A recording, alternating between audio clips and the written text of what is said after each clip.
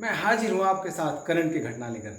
आज का मेरा करंट का पहला टॉपिक है यूएस ओपन पुरुष टेनिस के बारे में। यहाँ पे दुनिया के तीसरे नंबर पर टेनिस खिलाड़ी ऑस्ट्रिया के डोमिनिक थिएम ने जर्मनी खिलाड़ी अलेक्जेंडर ज्वेरेव को हराकर यूएस ओपन टेनिस पुरुष सिंगल का खिताब जीत लिया। किसने जीता? ऑस्ट्रिया के डोमिनिक थिएम ने। किसे हराकर?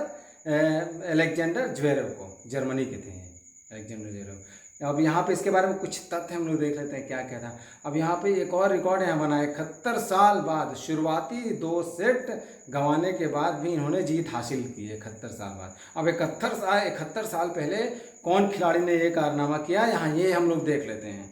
इससे पहले 1949 में टेड श्रोडेर को हराकर अमेरिका के पांचो गोंजालेस ने यह खिताब जीता था। 2 सेट हार गए थे पांचो गोंजालेस अमेरिका के, तब भी इन्होंने ये खिताब जीत लिया था। अब यहाँ पे हुआ कहाँ था ये, किस जगह हुआ था खिताबी जंग? कहाँ हुई थी? न्यूयॉर्क में हुई थी खिताबी जंग। अब मैं सेकंड टॉपिक पे आता हूँ। अपने सेकंड टॉपिक मेरा है आपका मुंबई इंडियंस के बारे में। मुंबई इंडियंस जो कि रिकॉर्ड 4 बार T20 जीता है, जिन्होंने सर्वाधिक बार, सबसे ज़्यादा बार मुंबई इंडियंस ने जीता है T20। अब ये टीम की ब्रांड वैल्यू और लोकप्रियता भी बढ़ गई है, सबसे ऊपर है अभी। मतलब अन्य 7 फ्रेंचाइजी टीमों से सबसे ऊपर मुंबई इंडियन की वैल्यू है अभी। ब्रांड वैल्यू देख लीजिए अभी कितनी है, $116 मिलियन है ब्रांड वैल्यू। और चेन्नई सुपर किंग की कितनी है अभी? $105 मिलियन है दूसरे नंबर। मुंबई इंडियन की $116 मिलियन। और मुंबई इंडियन के अभी कप्तान कौन है? रोहित शर्मा। और चेन्नई सुपर किंग के कप्तान है महेंद्र सिंह धोनी। यहाँ पे आपका क्लियर हो गया। अब मैं सेकेंड टॉपिक पे आता हूँ आज के करंट अफेयर्स के। जापान के नए प्रधानमंत्री बने हैं। कौन बने हैं देख लीजिए। योशिहिदे सुगा जापान के नए प्रधानमंत्री बने हैं। इनकी पार्टी का क्या नाम था? LDP, लिबरल डेमोक्रेटिक पार्टी इनकी पार्टी का नाम है। और इनके बारे में और कुछ हम लोग यहाँ देख लेते हैं कि इनको हराए थे, कौन प्रतिद्वंदी थे इनके। वर्ष 2012 में शिंजो एबे की सरकार में चीफ कैबिनेट सेक्रेटरी रह चुके हैं ये। अब और चीज़ यहाँ देख लीजिए। सुगा को 534 में से 377 वोट मिले हैं इलेक्शन में। और जबकि उनके प्रतिद्वंदी व पूर्व रक्षा मंत्री शिगेरू इलिबा को 68 और दूसरे प्रतिद्वंदी पूर्व विदेश मंत्री फूमियो किशिदा को 89 मत मिले हैं यहाँ पे। ये आपका क्लियर हो गया है यहाँ पे ये चीज़। कौन बने हैं जापान के अभी प्रधानमंत्री? नए योशिहिदे सुगा बने हैं। अब यहाँ पे हम लोग अपने थर्ड टॉपिक पे आते हैं। जनता दल यूनाइटेड के सांसद हरिवंश नारायण सिंह दोबारा राज्यसभा के उपसभापति चुने गए हैं दोबारा। पिछले बार भी यही थे, हरिवंश नारायण सिंह ही थे। अब ये देखते हैं कि आप किसको हरा के ये बने हैं। ये इन्होंने राष्ट्रीय जनता दल के सांसद मनोज झा को हराया था। अभी वर्तमान में राज्यसभा के सभापति कौन है? वेंकैया नायडू हैं। एक और चीज़, उपराष्ट्रपति राज्यसभा के सभापति उपराष्ट्रपति ही होते हैं। उपराष्ट्रपति जो होते हैं वही राज्यसभा के सभापति भी होते हैं। एक और बात यहाँ देख लीजिए, आर्टिकल देख लेते हैं संविधान का कुछ हम लोग यहाँ पे। राज्यसभा के सभापति और उपसभापति संविधान के अनुच्छेद 89 में आते हैं। राज्यसभा के सभापति और उपसभापति संविधान के आर्टिकल 89 में आते हैं। अब राज्यसभा के बारे में कुछ हम लोग देख लेते हैं जो एग्जाम्स में आते रहे हैं क्वेश्चन यहाँ के। राज्यसभा संविधान के आर्टिकल 80 में राज्यसभा के गठन का प्रावधान है। यह भारतीय लोकतंत्र का उच्च सदन है राज्यसभा। अब राज्यसभा में 250 अधिकतम सदस्य हैं, लेकिन अभी वर्तमान में कितने हैं? 245 सदस्य हैं, जिसमें 12 सदस्य भारत के राष्ट्रपति द्वारा नामांकित होते हैं।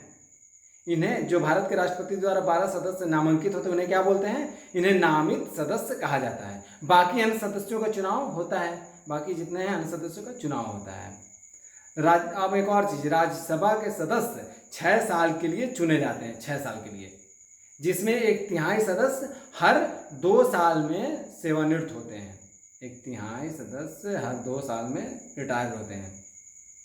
राज्यसभा एक अस्थायी सदन है क्योंकि राज्यसभा का विघटन नहीं होता है, यानी कि राज्यसभा का विघटन नहीं होता है।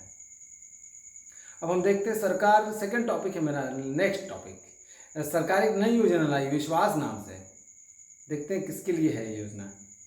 यह योजना के तहत छोटे छोटे काम धंधे से जुड़े दलितों और अन्य पिछड़ा वर्ग से जुड़े लोगों को आसानी से और कम ब्याज दर पर ऋण उपलब्ध कराया जाएगा। यहाँ पे किसे? दलितों और अन्य पिछड़ा वर्ग के लोगों को आसानी से ऋण उपलब्ध करेगा और उपलब्ध होगा इन्हें। ऋण पर लगने वाले ब्याज पर 5% की सब्सिडी भी दी जाएगी। यहाँ पे 5% की सब्सिडी दी जाएगी, यानी कि ऋण पर लगने वाले ब्याज की 5% राशि सरकार भरेगी। क्लियर।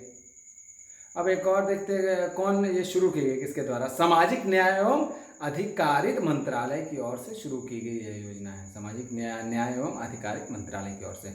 अब इनसे कितने लोगों को फायदा होने वाला है? 2020-21 में लगभग 3.28 लाख लोगों को लाभ मिलने की उम्मीद है इस योजना के तहत।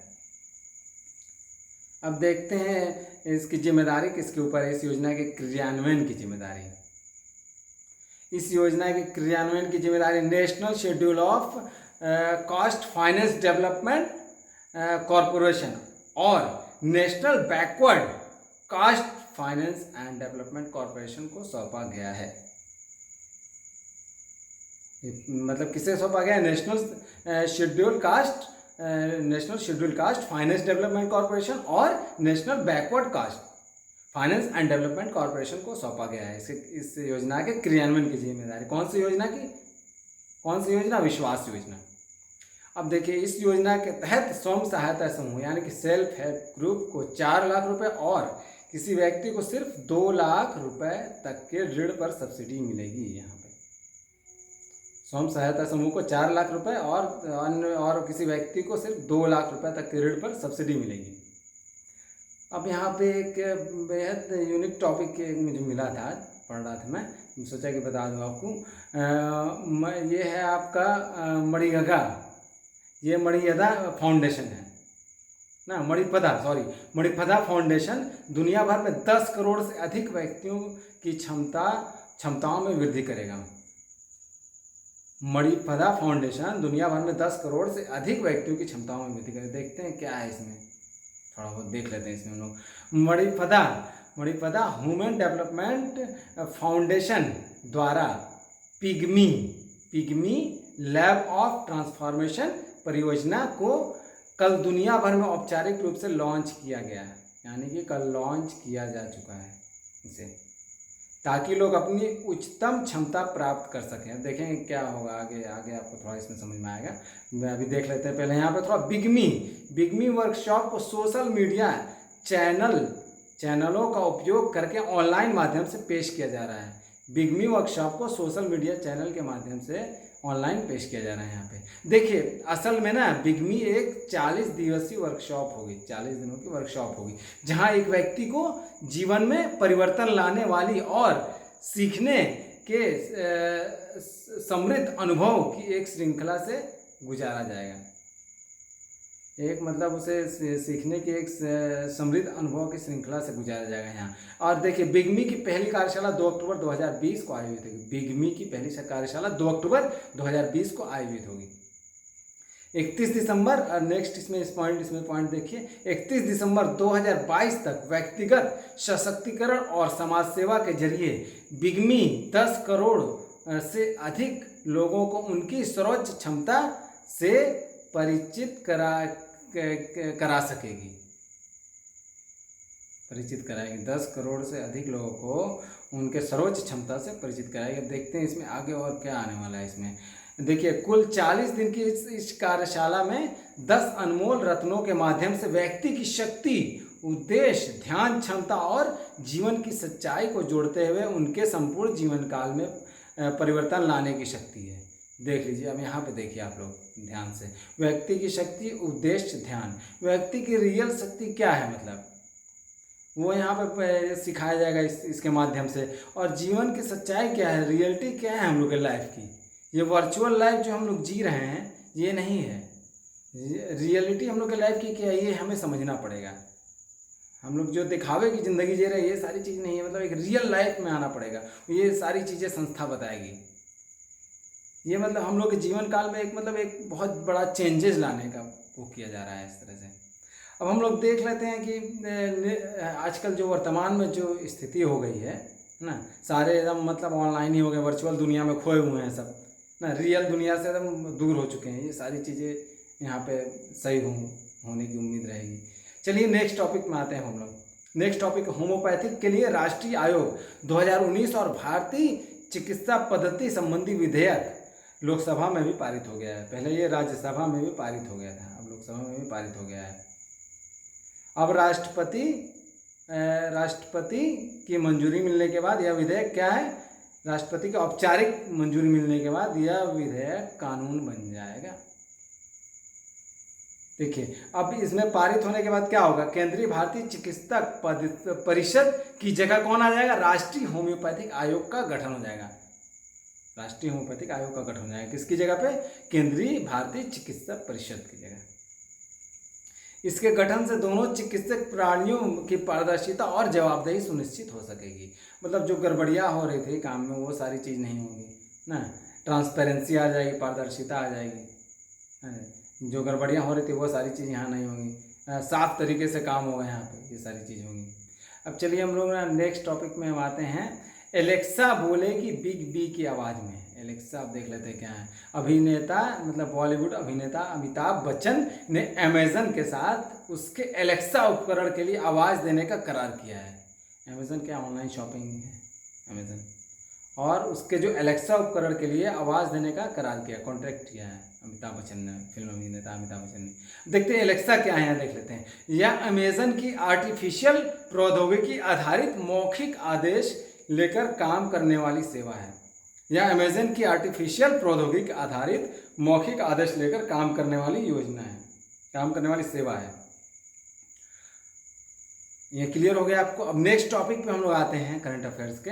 एशियाई विकास बैंक के आपका ना ये भारत के लिए नया कंट्री निदेशक चुना गया, देख लेते हैं कौन है। एशियाई विकास बैंक ने ADB ने ताकियो कोनिशी को भारत के लिए नया कंट्री निदेशक नियुक्त किया है। अब कोनिशी से पहले कौन थे, कोनिशी ने किसका स्थान लिया, कोनिशी से पहले कौन थे, कोनिशी से पहले केनिची योकोयामा थे। कोनिशी से पहले केनिची योकोयामा थे।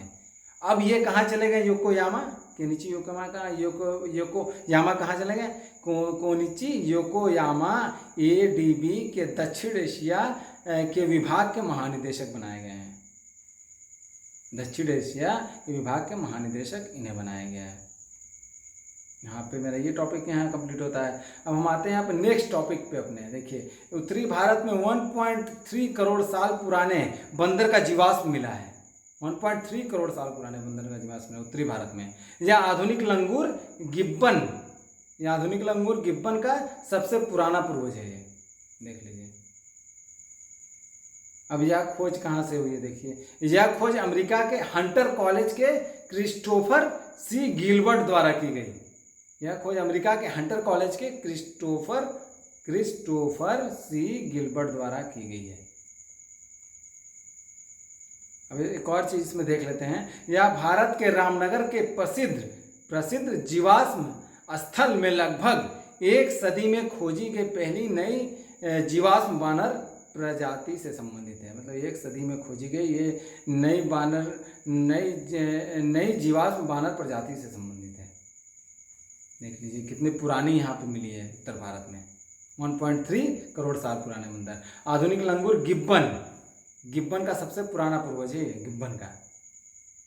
अब हम आते हैं एक लास्ट टॉपिक मेरा, ये यूपी से रिलेटेड है। उत्तर प्रदेश में उद्योग लगाना व चलाना अब आसान हो जाएगा। क्यों होगा देख लेते हैं हम लोग। देख लीजिए क्या है, लाइसेंस और NOC की संख्या 43 से घटाकर 21 21 करने की सहमति हुई है।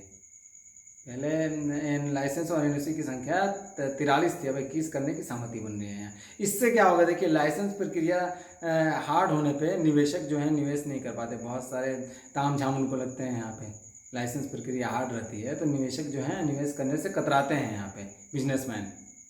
और इससे क्या होगा, देखिए अगर यहाँ पे आसान हो जाएगी प्रक्रिया, लाइसेंस प्रक्रिया सरल कर दी जाएगी तो इससे औद्योगिक निवेश होगा, यहाँ पे बिजनेसमैन निवेश करेंगे यहाँ पे। औद्योगिक विकास को गति भी मिलेगी यहाँ पे। उससे क्या मिलेगा, रोजगार उत्पन्न होगा। रोजगार उत्पन्न होगा तो क्या होगा, डिमांड बढ़ेगा। फिर यहाँ पे फिर इससे इससे क्या होगा, इकोनॉमी मजबूत होगी यहाँ पे। इस तरह से होगा यहाँ पे। देखिए अब फिर देखिए, हाल ही में उत्तर प्रदेश का ईज ऑफ डूइंग बिजनेस में दूसरा स्थान हासिल किया था उत्तर प्रदेश ने, मतलब सुधार करते हुए दूसरा स्थान हासिल किया था। मतलब कि देखिए, कारोबार अधिक मात्रा में निवेश करेंगे तो इससे क्या होगा, बेहतर माहौल, मतलब पहली बात कि बेहतर माहौल मिलना चाहिए कारोबारियों को, तब वो निवेश करेंगे यहाँ पे। बेहतर माहौल मिलेगा तभी वो यहाँ पे निवेश करेंगे। कारोबारी माहौल अच्छा होगा तभी। लाइसेंस जैसे है उसको सरलीकरण करना पड़ेगा, ईजी करना पड़ेगा, ज़्यादा तामझाम उसमें नहीं रहना चाहिए। कई लोग उसकी वजह से निवेश नहीं करते, बहुत सारा तामझाम रहता है, ये सारी चीज़ें। आज की टॉपिक में यही समाप्त करता हूँ। आशा करता हूँ कि मेरी यह वीडियो आपको काफ़ी हद तक समझ में आई होगी, और इस वीडियो से संबंधित आपको कोई भी प्रॉब्लम हो मुझे आप कमेंट बॉक्स में ज़रूर कमेंट करें, मैं उससे संबंधित वीडियो बनाऊँगा। और जिन्होंने मेरे चैनल को लाइक, सब्सक्राइब और शेयर नहीं किया है, जल्द से जल्द कर दें, ताकि मेरे वीडियो के लेटेस्ट नोटिफिकेशंस आप सभी को मिलते रहें। और मैं करंट के टॉपिक डेली लेकर आते रहूँगा आगामी एग्जाम्स को देखते हुए। तब तक मेरे साथ आप लोग बने रहिए रोज़ाना। मिलते हैं नेक्स्ट वीडियो में, तब तक के लिए thank you very much, bye.